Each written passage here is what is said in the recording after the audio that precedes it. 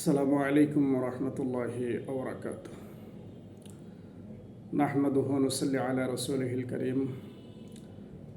আম্মা বা'দ, ফাউযু বিল্লাহি মিনাশ শাইতানির রাজীম।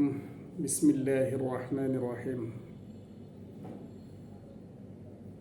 আলহামদুলিল্লাহ, আল্লাহ তাআলার অশেষ মেহেরবানি যে আল্লাহ তাআলা আমাদেরকে সুস্থ রেখেছেন।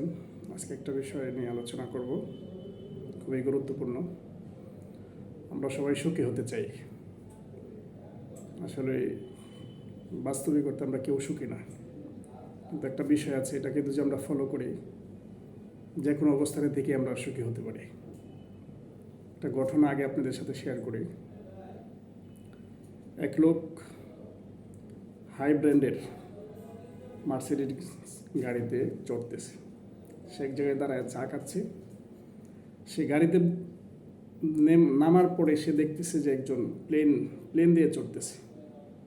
তার মনে একটা আক্ষেপ, আমি যদি প্লেন দিয়ে চলতে পারতাম তাহলে আমার আরও বেশি প্রশান্তি বা আরও বেশি সে নিজেকে প্রাউড ফিল বা শান্তি অনুভব করত। তো আরেকজন মোটর সাইকেল দিয়ে চড়তেছে। সে দেখলো যে ওই ব্যক্তি মার্সিডিসে বসে বা দাঁড়ায় চা খাচ্ছে, সে ওই ব্যক্তিকে দেখে চিন্তা করতেছে, যদি আমার একটা মার্সিডিস গাড়ি থাকতো তাহলে আমি সমাজে আরও বেশি বুক ফোলায় বা নিজেকে আরও বেশি উন্মোচিত করতে পারতাম। তো ওই মোটর সাইকেলের ব্যক্তিকে দেখে একজন বাইসাইকেলের ব্যক্তি চিন্তা করতেছে, আমার যদি একটা মোটর সাইকেল থাকতো তো পায়ে এত কষ্ট করার কোনো প্রয়োজন ছিল না, খুব সহজেই আমি আমার গন্তব্যে পৌঁছাতে পারতাম। তো ওই বাইসাইকেলওয়ালা ব্যক্তিকে দেখে আরেকজন পায়ে হাঁটা ব্যক্তি চিন্তা করতেছে, পায়ে হেঁটতেছি, শরীর দিয়ে ঘাম জড়তেছে, যদি একটা সাইকেল থাকতো অন্তত একটু আগে আমার গন্তব্যে আমি যাইতে পারতাম বা একটু আরামে চড়তে পারতাম। ওই যে ওই ব্যক্তিকে দেখে আরেকজনের পা নাই, সে চিন্তা করতেছে, আল্লাহ, আজকে যদি আমার পা থাকতো তাহলে কারো সহযোগিতা ব্যতীতই আমি আমার গন্তব্যে পৌঁছাইতে পারতাম। এই ঘটনাটা বলার উদ্দেশ্য হলো, প্রতিটা মানুষই নিজেদের জায়গায় সে চাইতেছে আরও কিছু তার অর্জন হোক। সে নিজের জায়গায় সে পরিতৃপ্ত না, মানুষই অল্পতে তুষ্ট না। এই জন্য মানুষের মধ্যে মানে অস্বস্তিবোধ কাজ করে এবং সে তার জায়গায় থেকে সে সুখী না। বাস্তবিক করতে প্রতিটা মানুষের জায়গায় আল্লাহ তাআলা সেট করে দিয়েছেন। তার রিজিক, তার যে ভাগ্য আল্লাহ তাআলা নির্ধারণ করে দিয়েছেন, তার তকদির নির্ধারণ করে দিয়েছেন, সে তার থেকে বেশি পাবে না বা সম্ভব না। এখন আমরা যদি আমাদের জায়গার মধ্যে কি থাকি, অল্পতে সন্তুষ্ট থাকি যে আল্লাহ তাআলা আমাকে যতটুকু দিয়েছেন আলহামদুলিল্লাহ, তাহলে আমি কি করতে পারবো?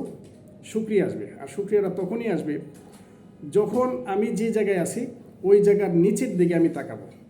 আমি এখন গাড়িতে আছি, আমি যদি চিন্তা করি যে ওই লোকটা তো হাঁটতেছে, ওনার তো ওই গাড়িটা নাই, আমি বাড়িতে ঘুমাইতে পারতেছি আর একজন গাছতলায় ঘুমাইতেছে, তখন আমার ভিতরে শুকরিয়া আসবে। আর যখন আমি উপরের দিকে তাকাবো তখন আমার মধ্যে না শুকরিয়া আসবে এবং হতাশা কাজ করবে এবং দুনিয়ার প্রতি লোভ লালসা আমার বেড়ে যাবে। এই জন্য আল্লাহ রাসূল সাল্লাল্লাহু আলাইহি ওয়াসাল্লাম বলেন, হুব্বুদ দুনিয়া রাসু কুল্লি খতিআ, দুনিয়ার মোহাব্বত সমস্ত গুনাহের মূল। একজন মানুষের মধ্যে যখন দুনিয়ার মোহাব্বত ডুববে তখন ওই মানুষটা সে কোনটা হালাল কোনটা হারাম, কোনটা খাওয়া তার জন্য জায়েজ, কোনটা পরিত্যাগ করা তার জন্য উত্তম, ওইগুলো সে আর অনুভব করবে না। তার শুধু গাড়ির দরকার, বাড়ির দরকার, ভালো কিছু সে অনুভব করবে। এটা হলো তার দুনিয়ার মোহাব্বত।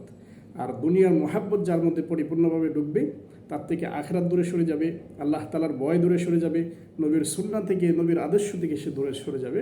এই জন্য তার ঠিকানা হবে জাহান্নাম। এই জন্য আজকে আমাদের একটা মেসেজ এখান থেকে থাকবে যে আমাদের কাছে আল্লাহ তাআলা যা দিয়েছেন তার উপর সন্তুষ্ট থাকবো।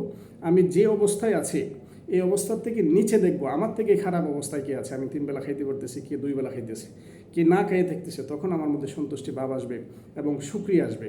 আর যখন আমার মধ্যে এই ভাবটা কাজ করবে তখন আমার মনের মধ্যে প্রশান্তি আসবে যে আলহামদুলিল্লাহ আমি আমার জায়গায় ভালো আছি।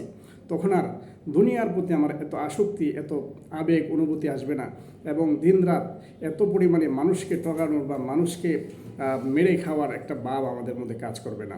আল্লাহ সুবহানাহু ওয়া তাআলা আমাদের সকলকে উক্ত আলোচনার উপর যথাযথভাবে আমল করবার তৌফিক দান করুন। ওয়া মা তৌফিক ইল্লা বিল্লাহ। আসসালামু আলাইকুম ওয়া রাহমাতুল্লাহ।